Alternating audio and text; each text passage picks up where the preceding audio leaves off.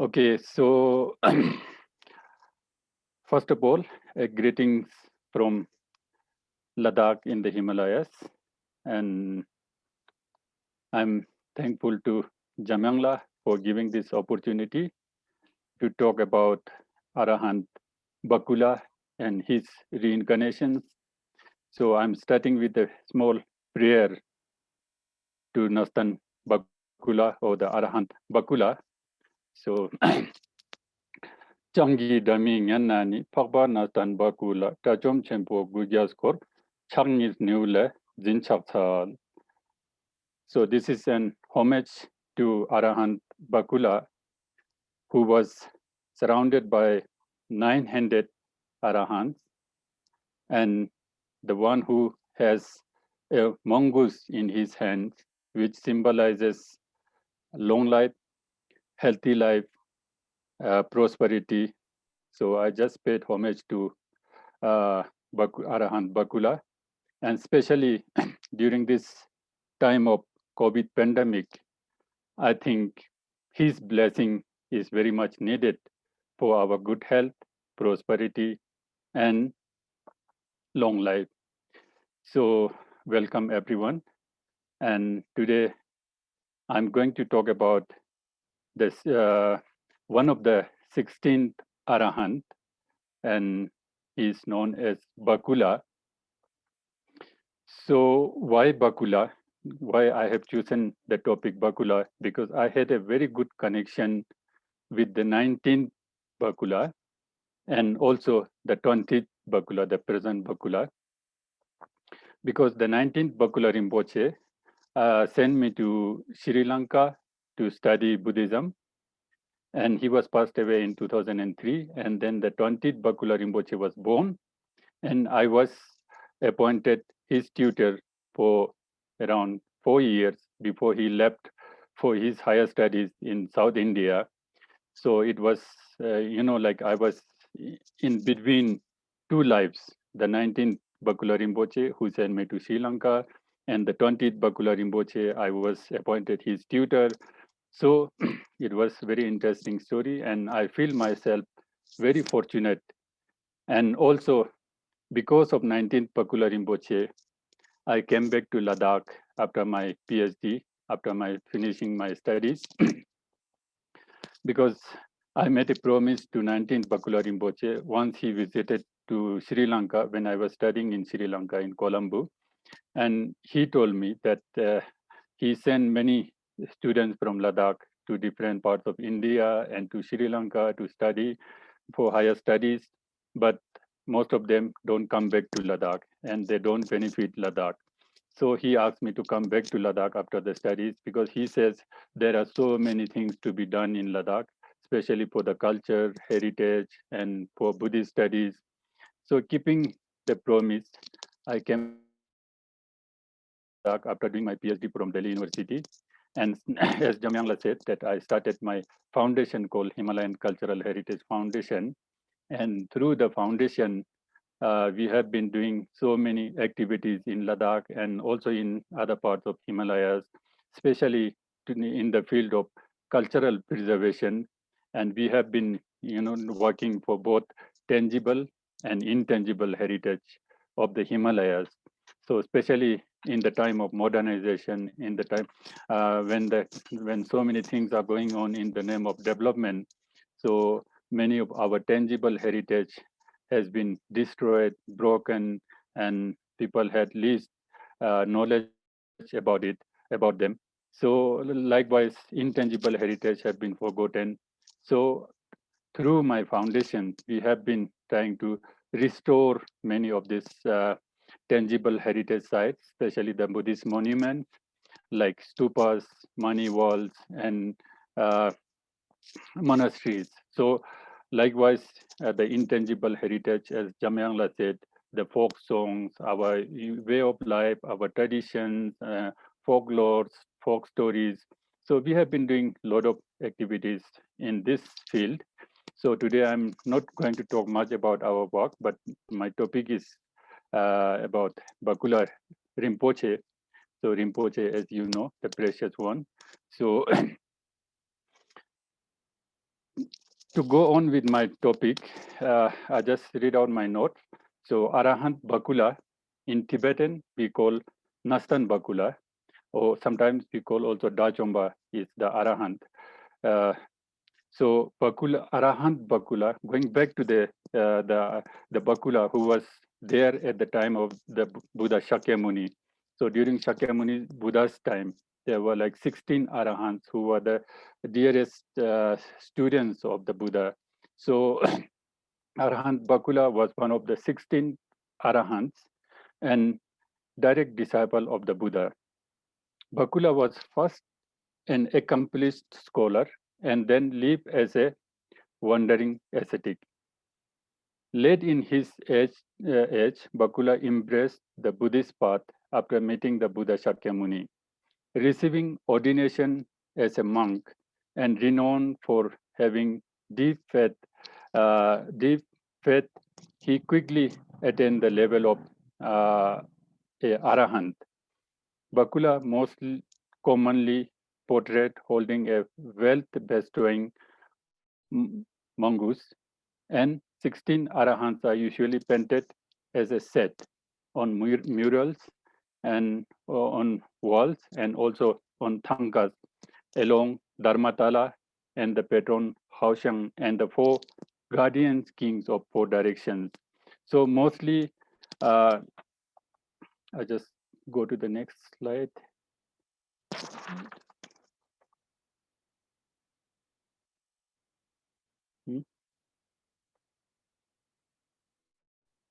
Yes. So here you can see that Buddha Shakyamuni is in the middle, and he's surrounded by the 16 Arahants. And also you can see Dharmapala with here with a tiger. And it is said that all these 16 Arahants were invited to China. And during that, and Dharmapala was sent to India to invite the 16 Arahants by the king of China. And he's usually with a tiger. And that was for the protection of all these 16 Arahants on their journey to China. And it is said that protections from the wildlife and all other, inconveniences. So he is always with the tiger. And at the same time, we can also have Hvashang, who was the sponsor of 16 Arahants when they visited China. So these paintings of 16 Arahants and Shakyamuni Buddha in the middle is in almost every monastery, especially here in Ladakh. So it's in every tradition, every school, every sect. So we can find the same 16 Arahants on the walls and Thankas of Nyingma school, Saskia school, Kargyut school, and Geluk school. The monasteries belong to all different traditions, but the 16 Arahants are always there. You can see in every monastery. So very important here, and we worship them. And today I'm not going to talk about all 16 Arahants, because these are the names of the 16 Arahants. So 16 Arahants. So we start with Pindola Bharadwaj, and the last one is Chudaka Panthaka. And also you can find Bakula on number 1, 2, 3, 4, 5, 6, 7. Number 1, 2, 3, 4, 5, 6 is the Bakula. So today we are going to talk about Bakula. So I have been saying that Arahants, and I believe that many of you already know who is Arahant.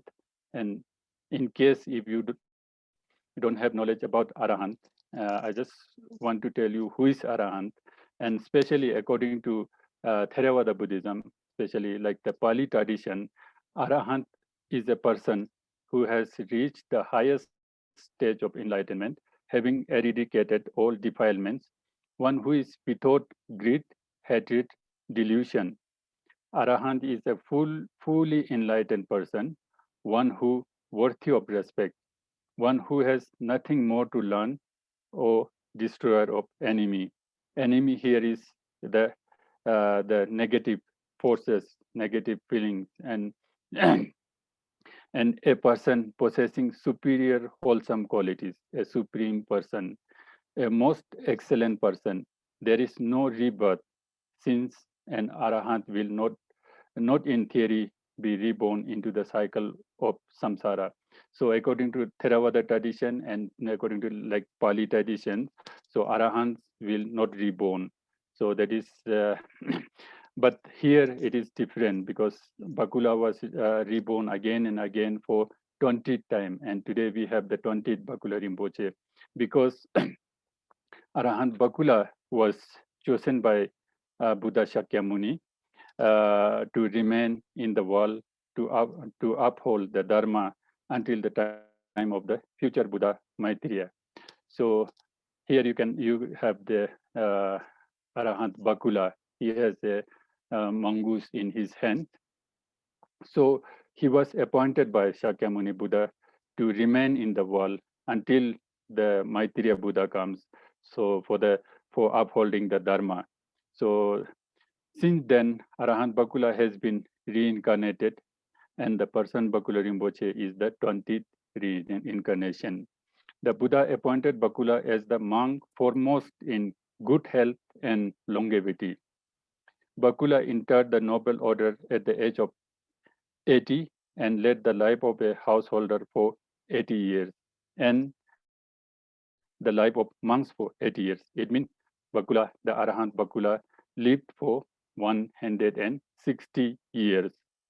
According to Indian, Tibetan, and Mongolian sources, he never experienced illnesses, enjoyed an unusually long life, and healed sick monks with medicinal plants.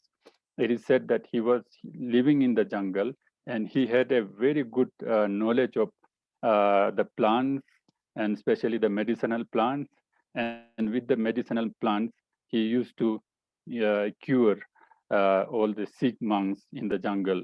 So, due to the account of his many extraordinary achievements, such as the extrasensory perception, knowledge of medicinal plants, and the like, he became worshipped as a giver of long life and as a provider of freedom from hunger, thirst, and material and spiritual poverty. So the name Bakula, and there are like two stories about the name Bakula from where it derives. So according to Tibetan, Mongolian, and Indian traditions, it is said that Bakula was derived from a tree called Bakula. So Bakula tree is still very popular in India. We can find everywhere, most parts of the country. So it is said that in the jungle he used to live, he used to practice and meditate under a Bakula tree, and also he used to eat the fruit of Bakula tree, and also for his dress he used to wear Bakula trees, the skin, the bark. So that's why he was known as Bakula. That is the belief of the Tibetan devotees, the Indian and the Himalayas devotees. They believe that the name Bakula derived from the tree, Bakula tree. And in Pali sources, particularly in the Majjhima Atthakatha, the meaning of his name is derived from what Dvi Kula, which means Dvi means two and Kula means families. So Bakula means two families.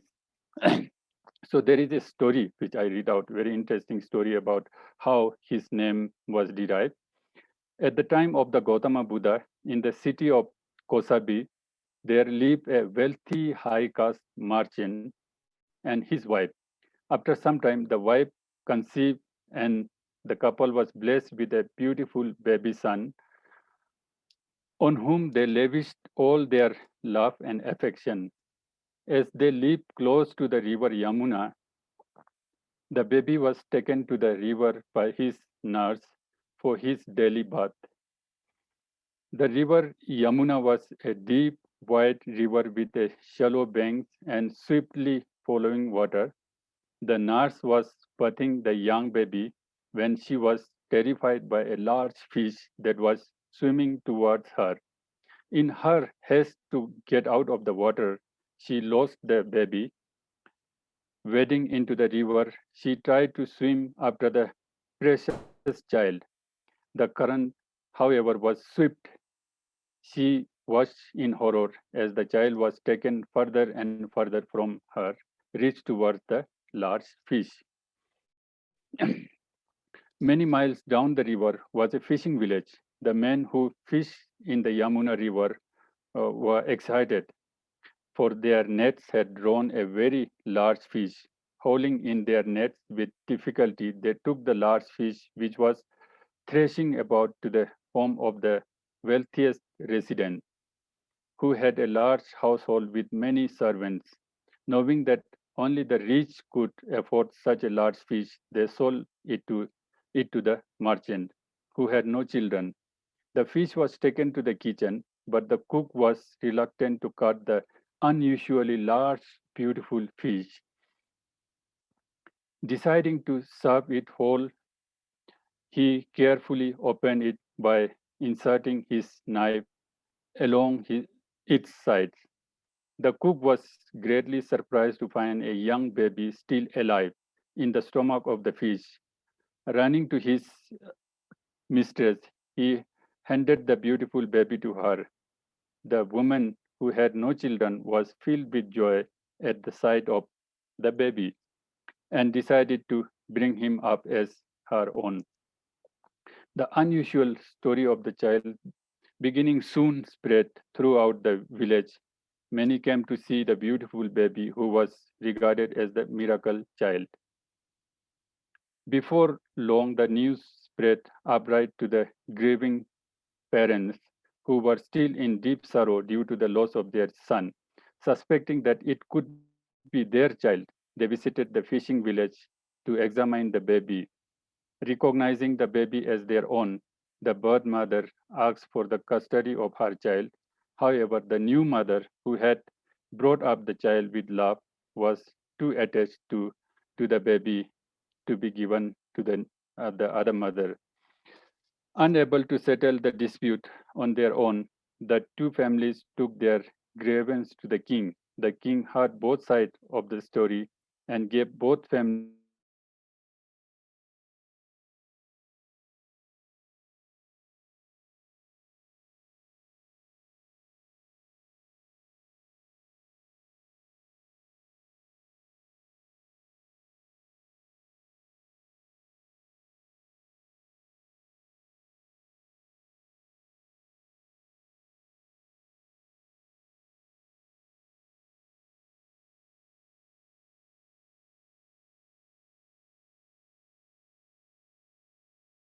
Bakula renamed Bakula, meaning because two mothers.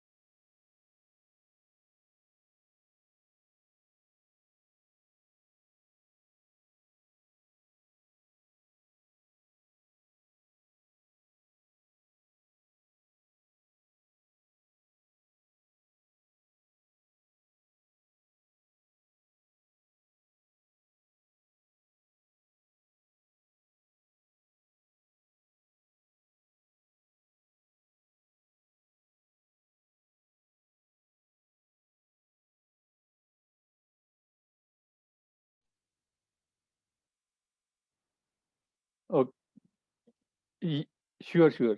I had some connection problem. I'm rejoining it. Yeah.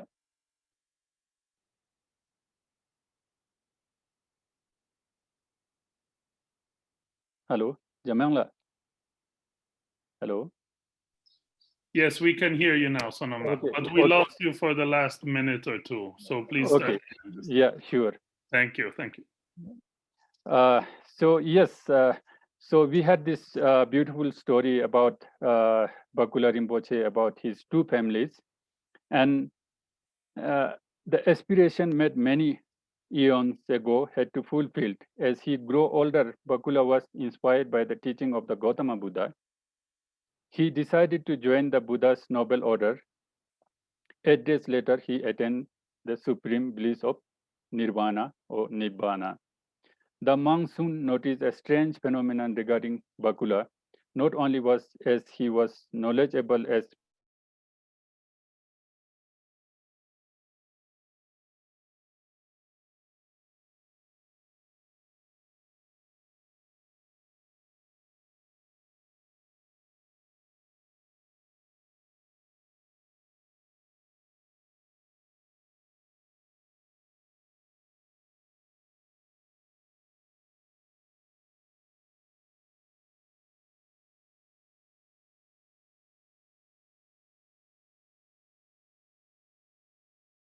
succumbing to sickness, despite the fact that he often attended the 6 months.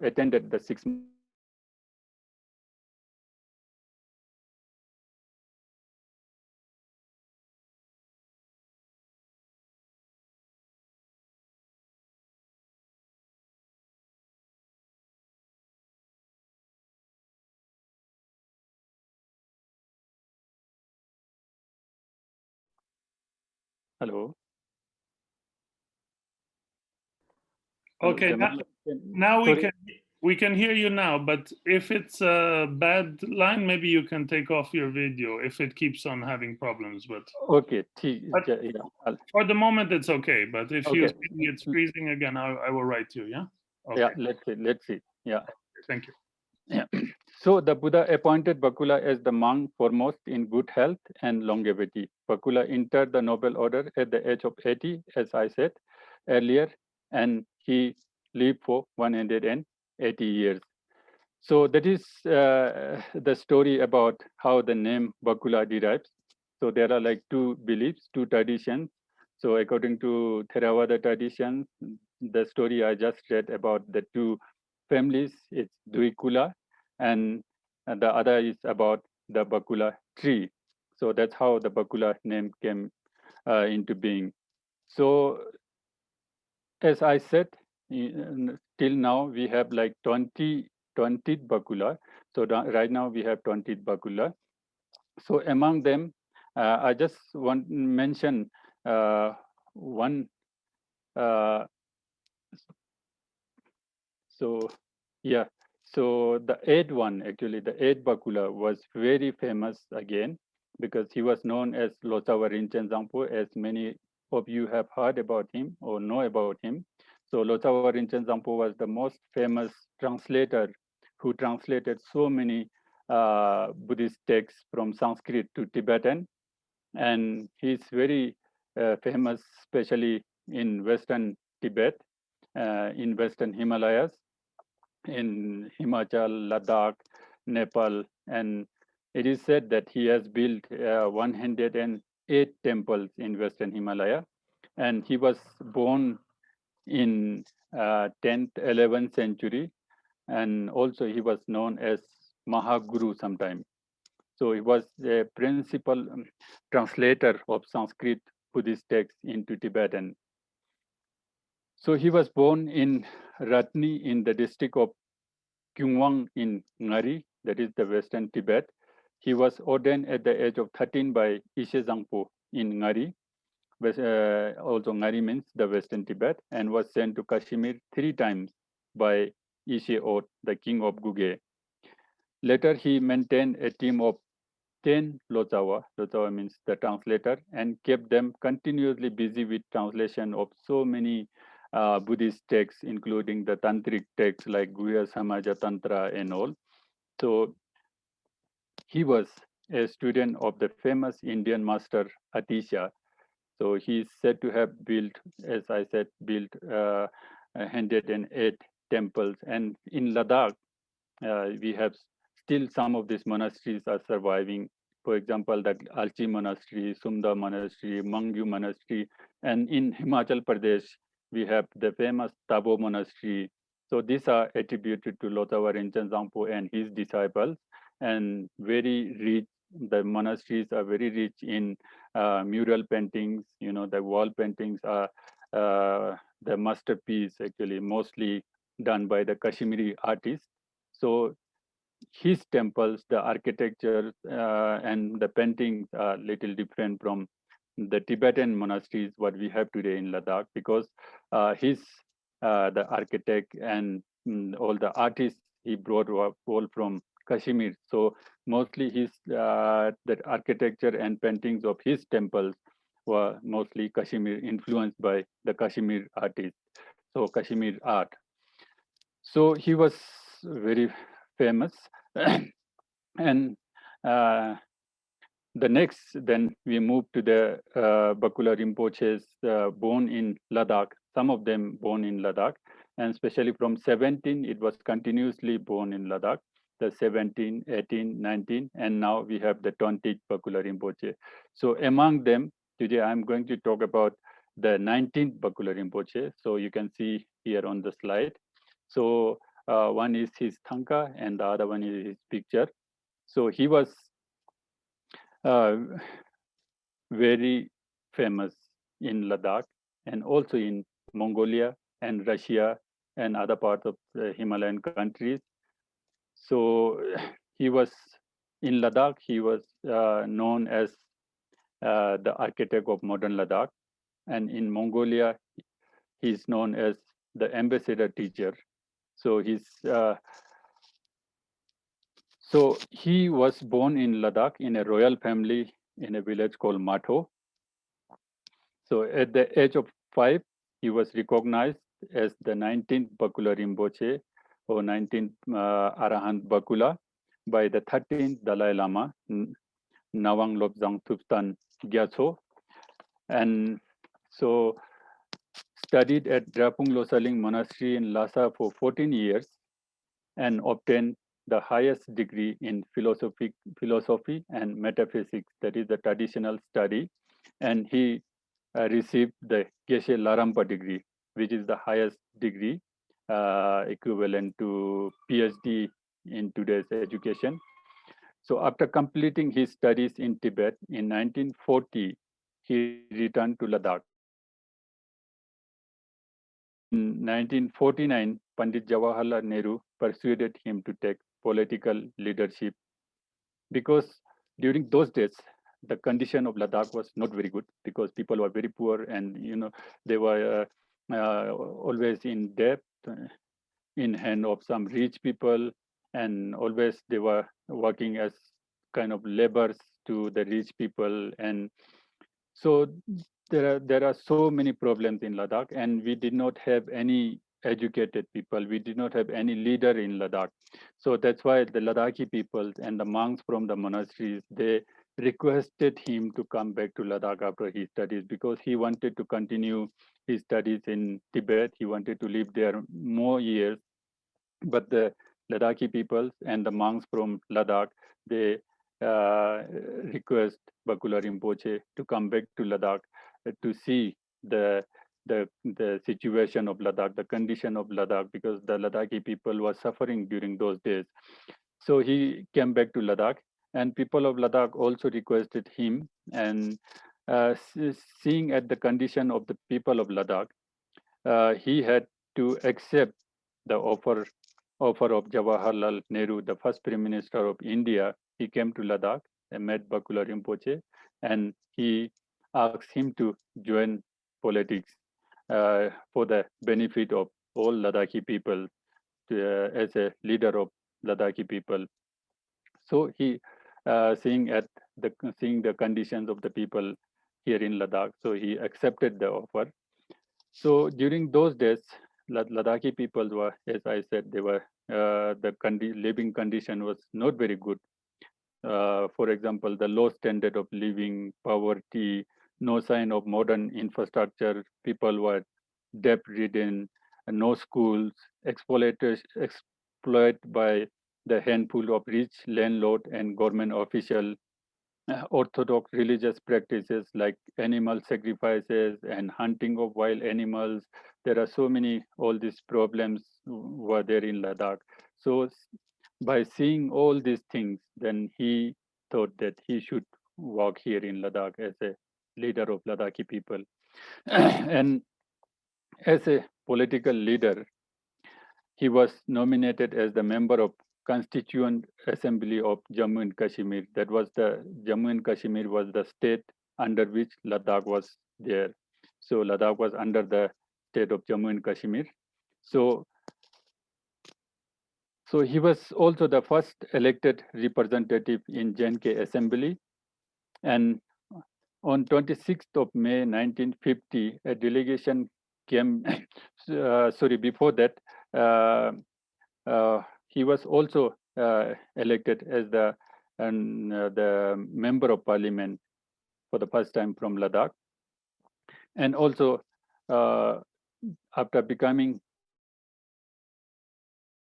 Ladakh, the teacher of Ladakh, so first thing that he thought was to bring the relics of the Buddha to Ladakh for the blessing of all Ladakhi Buddhist people here in Ladakh. So he was successful. He requested Pandit Jawaharlal Nehru for bringing the relics of the Buddha to Ladakh, and the relics was brought, and it was kept for many months in the monasteries of Ladakh. It was taken to all the villages as a blessing to the people of Ladakh. So again in 1959, he became minister in the JNK government, and then 1967 elected unopposed to the parliament. So he was elected unopposed to the Parliament of India. So he served for 2 consecutive terms as a member of parliament. And also he was a member of Minorities Commission, and he was awarded the Padma Bhushan, the 3rd highest civilian award in the Republic of India in 1988. So any of you have come to Ladakh, you might have known, or any one of you are coming to Ladakh in near future. So first thing that when you are landed in Ladakh, that is welcome to Kushok Bakula Rinpoche Airport, because the airport of Ladakh is now named after Bakula, that is the 19th Bakula Rinpoche. So, so he was Bakula Rinpoche first visited USSR also. He did a lot of works in Russia and Mongolia also. In 1968, he visited Russia, and then he visited Moscow and Uday and the capital of Buryat Autonomous Republic in the USSR. So there he has seen the situation again not very good because of the communist rule. So there he started to meet many people who are still believing in Buddhism, and he started to preach and give an initiation. So somehow he visited Russia on several occasions, and then in 1989 he was appointed India's ambassador to Mongolia. So that was a coincidence because according to a popular Mongolian legend, in the 19th century, a Mongolian monk whose name remains unknown predicted that Buddhism in Mongolia will be assaulted by inimical forces. So the Mongolian Buddhism in Mongolia was suffered due to the communist rule. And he further prophesied that sometime after the destruction of Buddhism in the country, Arahant Bakula will come to Mongolia to revive the Mongolian Buddhist tradition. He further foretold that after Buddhism among the Mongol, he further foretold that after Buddhism among Mongol receives a crushing blow at the hands of the red barbarian in early 20th century, the Mongolian Buddhist cultural heritage will be restored to its previous glory. Just a year before the peaceful democratic revolution in Mongolia, Bakula Rinpoche was appointed as the Indian ambassador to Mongolia.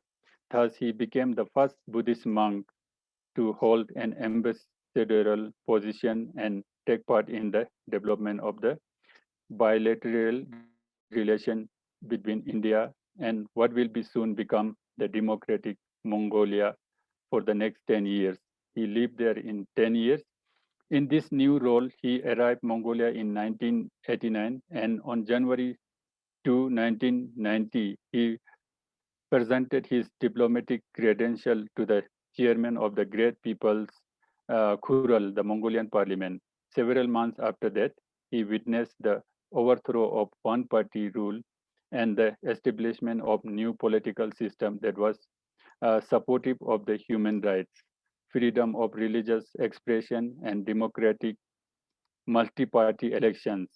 The democratic changes in the country allowed Kushok Bakula to openly assist Mongolian Buddhists in their attempt to revitalize their Buddhist knowledge and practice and to rebuild their temples and monasteries, most of which were destroyed or razed to the ground by the communists.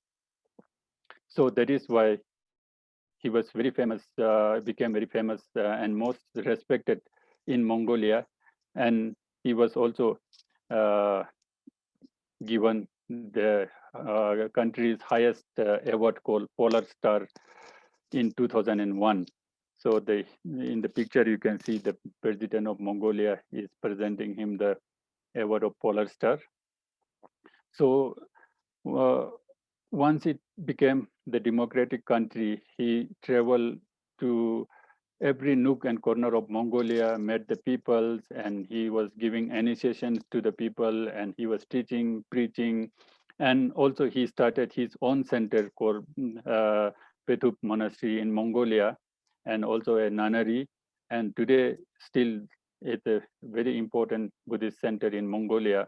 So still, he's very much remembered in Mongolia as the ambassador teacher. And in Ladakh, we call him the architect of modern Ladakh because when he came back from Tibet after his studies, so as I said, the situation in Ladakh was not good. Education was almost nil.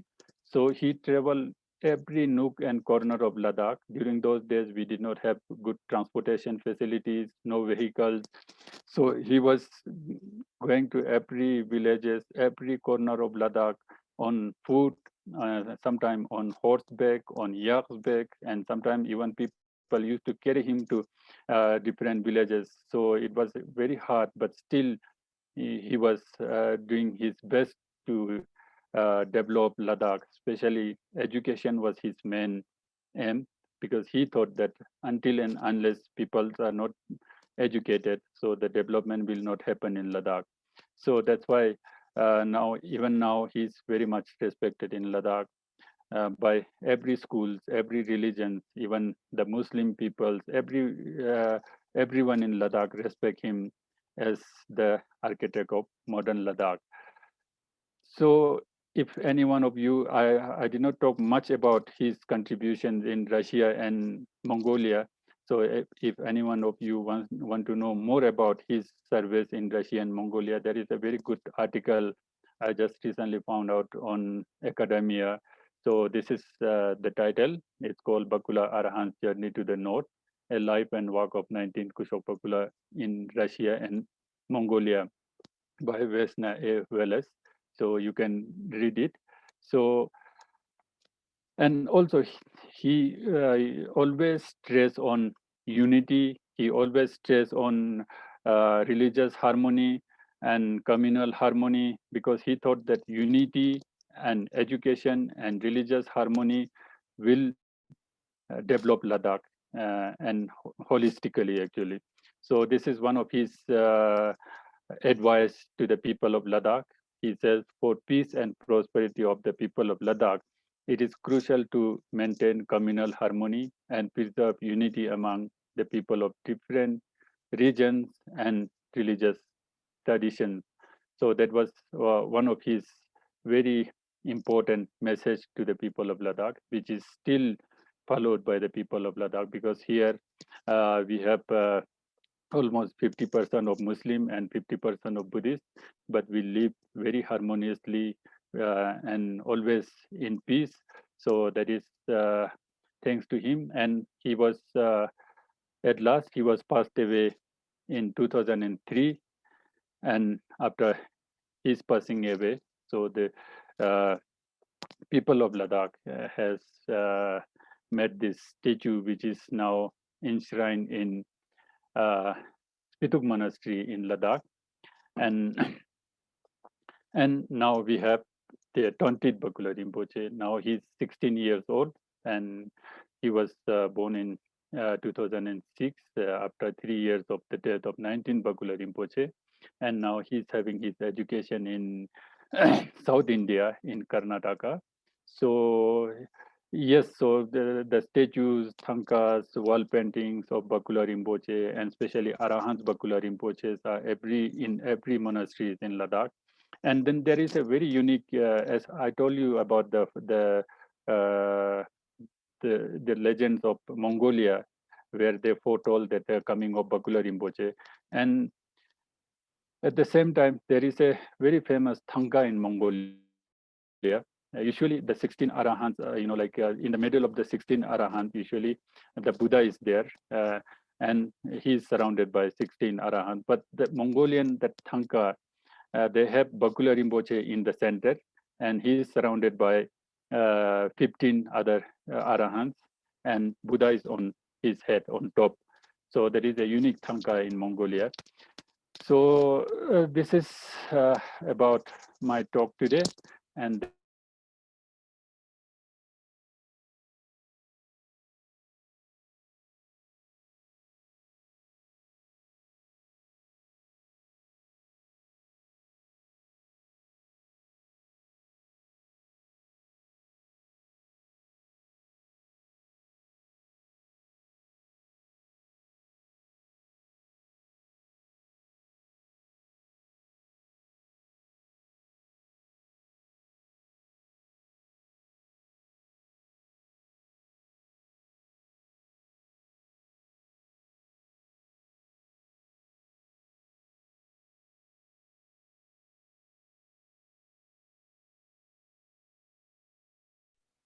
hello, Jamila. Hi, Sonamla. We lost you just when you said this is about my talk today. Then we lost you for Yes, that is the end of my talk actually. And then you have any questions, you are most welcome, please.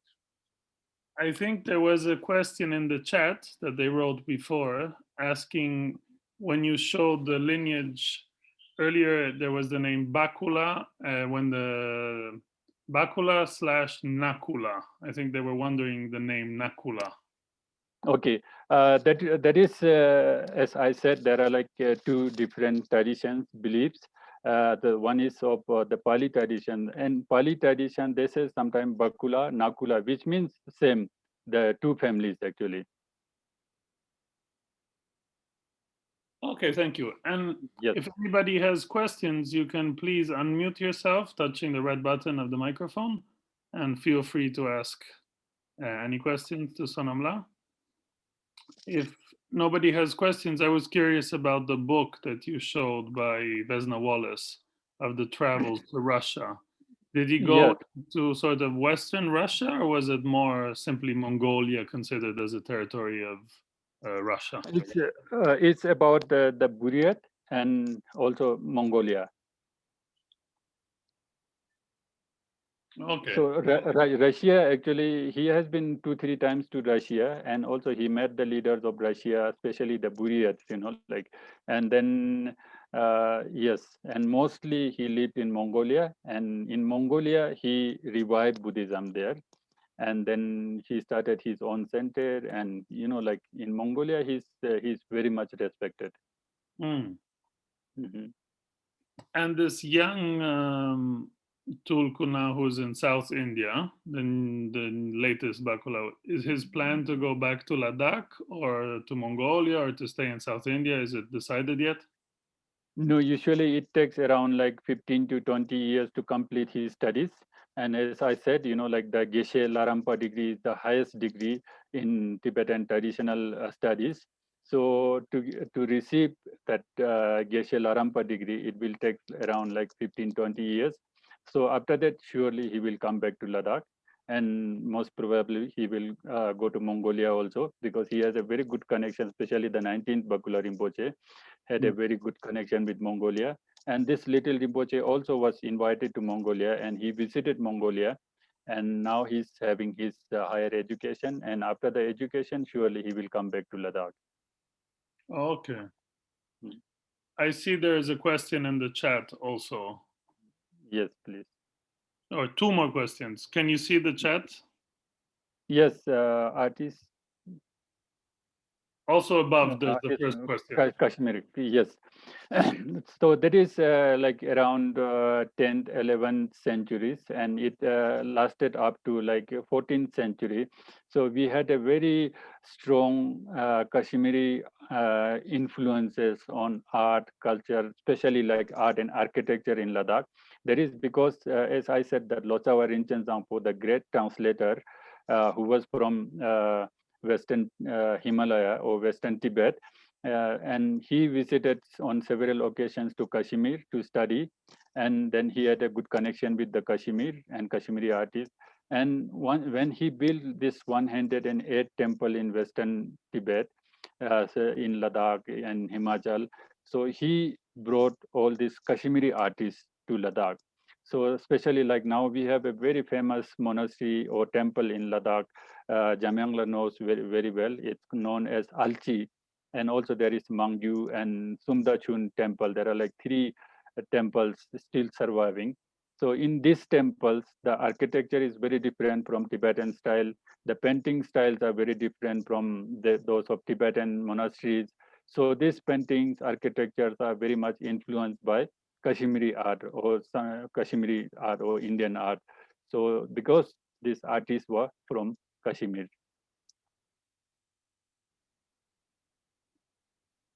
Thank you. And the other question just above it was about the detailed biography of Bakula Rinpoche written by Sonam Wangchuk. Is this you who wrote it or another Sonam Wangchuk? No, there is another Sonam Wangchuk, because his personal secretary was also known as Sonam Wangchuk, and he has written a book about Bakula Rinpoche. And now in Tibetan language, there are like 2 volumes of Bakula Rinpoche's biography written by a Tibetan man from Dharamsala, and it was released by His Holiness Dalai Lama like few years back. And these 2 volumes of books are in Tibetan right now, and will be translated into English soon, I think. So other Sonam Wangchuk was his personal assistant when he was ambassador in Mongolia. I see. Okay, thank you. Any more questions? Jamyang, could I ask a question? Of course. Yes, please. Thank you very much for your talk, Dr. Wangchuk. I just wondered whether I could ask a general question about the Ladakhi culture, particularly the Buddhism, monasticism. Yes. As education changes, do parents in Ladakh still send their very small children to Buddhist monasteries? Yes, usually there is a big changes actually happening right now, because earlier we had a tradition, like especially during a king called Tashinamgyal. During his time, every Buddhist families had to send one child to the monastery to become monk. But now that is not there, because now, even the Buddhist families, they started to follow this family planning. So most of the Buddhist families now, they have only 2 children. So they don't want to send their 2 children to the monastery. That is why the degrees of the number of monks in the monasteries is a concern for the monasteries and concern for the Buddhists also, because if we have a huge monasteries here, like 16 major monasteries in Ladakh, but the number of monks are decreasing year by year. So that is a concern here in Ladakh. And also earlier we used to send the monks to Tibet for higher education. So that was not possible when China invaded Tibet in 1959, So after that, we used to keep the monks in the monasteries here in Ladakh also. And again, I forgot to tell you one thing, that the 19th Bakula Rinpoche's one great contribution to Ladakh was the setting up of a university here for Buddhist studies. So all the monks and nuns are now studying in this university called Central Institute of Buddhist Studies. So yes, to answer your question, the monks are now very much decreasing in the monasteries. So there is a concern for all the monasteries, monks, and all Buddhists in Ladakh. But is the decrease in the number of monks necessarily such a bad thing for Buddhism in Ladakh? Will Buddhism evolve in a slightly different way because the kind of traditional form of monasticism is changing? Mm-hmm. So yes, now even the monasteries are, they are, for example, now they have started to give like modern educations also, so like parents send more children to the monasteries. Earlier, the monasteries used to give only the traditional education,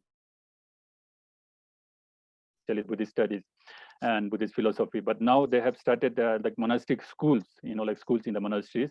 So now they have started to teach all the modern education like computer science, mathematics, So believing that by giving all modern education as well as traditional education, the parents, Buddhist parents will send more children.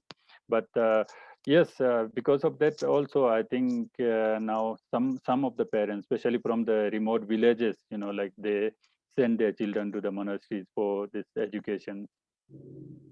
Thank you very much. Yes, welcome.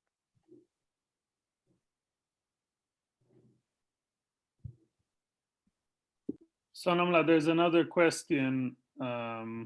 Actually, it was a part of a question before asking if the 19th Bakula Rinpoche had any special relationship with Bhutan. Mm-hmm.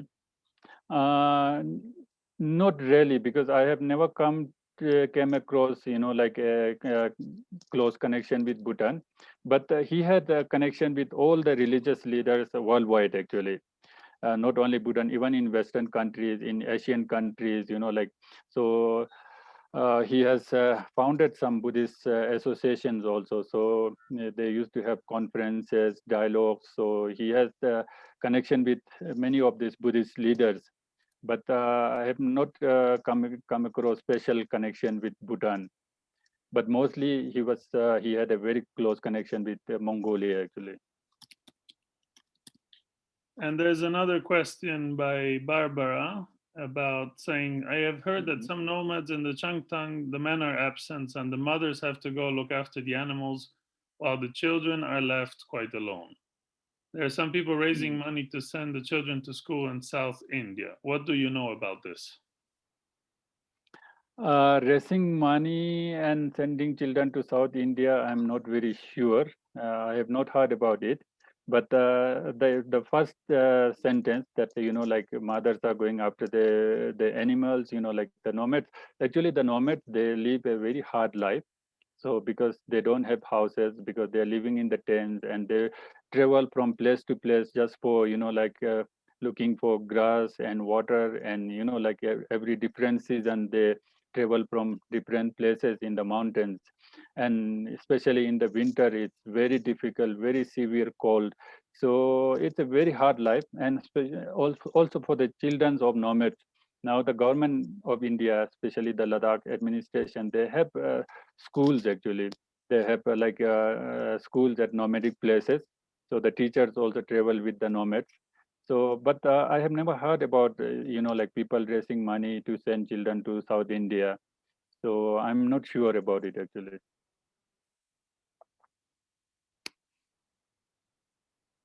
And also Sue, I don't know if she's still with us, she said that she wrote an article about